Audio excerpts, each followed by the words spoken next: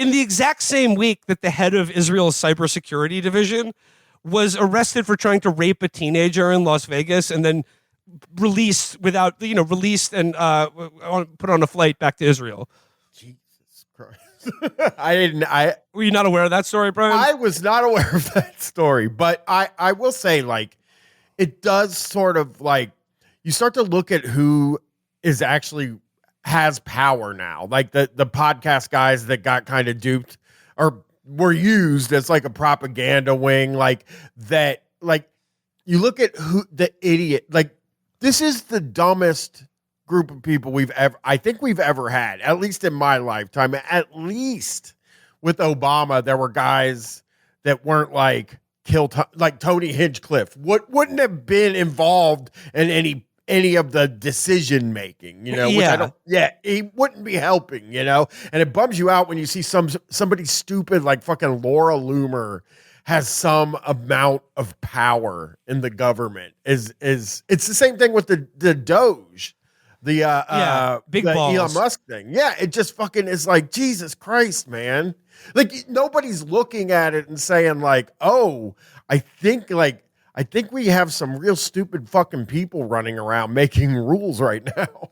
And I guess it's just like, it's the contrast to like Marco Rubio pulled the visas of these like crippled children under the pretense that like, we don't know that like maybe their parents are a threat to the United States. Because I guess like even he couldn't bring himself to say that like a 7-year-old girl missing her legs was a imminent threat to the security of the United States.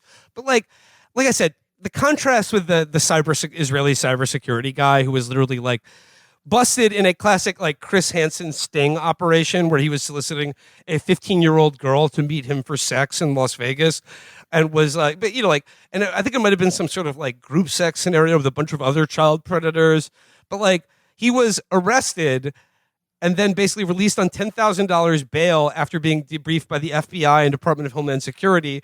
And apparently during which he said, I have to make my flight back to Israel. And he was like released and is indeed in Israel right now. He has a court date August 27th in Nevada. I'm sure he'll be back for that. That's right, because he's going to be able to make that. Yeah. The U.S. attorney for Nevada, which Trump kind of like rammed her through too. He seemed to take like special interest in installing her. Sigil Chitai.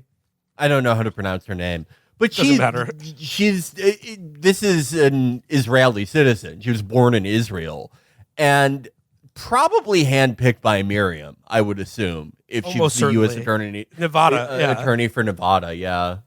I mean, like, again, like the Israeli cybersecurity guy. I mean, like, this story is like, it's too fucking on the nose. And I said, like, ghoulish on its face about like how I don't know, like just the fealty that every level of our government pays to the state of Israel, and like how they are allowed to get away with literally any crime, be it genocide or child predation in this country.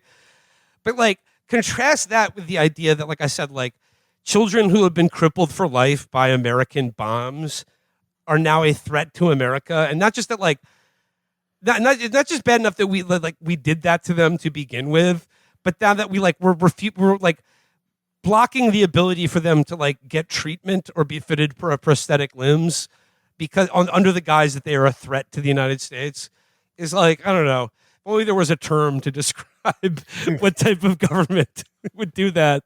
It is weird to like it's weird to imagine a normal person that sits in their house. They don't read about this stuff and wonder what like just a regular normal guy thinks about, like, if we're evil, you know what I mean? Like, right. I can't imagine. I mean, even like a liberal type person who just like kind of knows what's going on in the news, I would think they think we are fundamentally good people, and it's like, I think we're bad, man. I think we're really bad people. I see it. And you just, because you see, like I said, you can watch like the worst stuff in the world happen to people around you, but if you don't know like a trans person, or you don't look at Palestine, then you're just like, oh yeah, I mean, no, dang it, we got a Republican president. But I was like, this one's bad. I think this one is the one you got to look at and say like, They if he goes for a third, he could go for a third term. It's possible. It's not like he might not win, but everything feels like it's on the table now in a way Yeah. that it didn't feel before.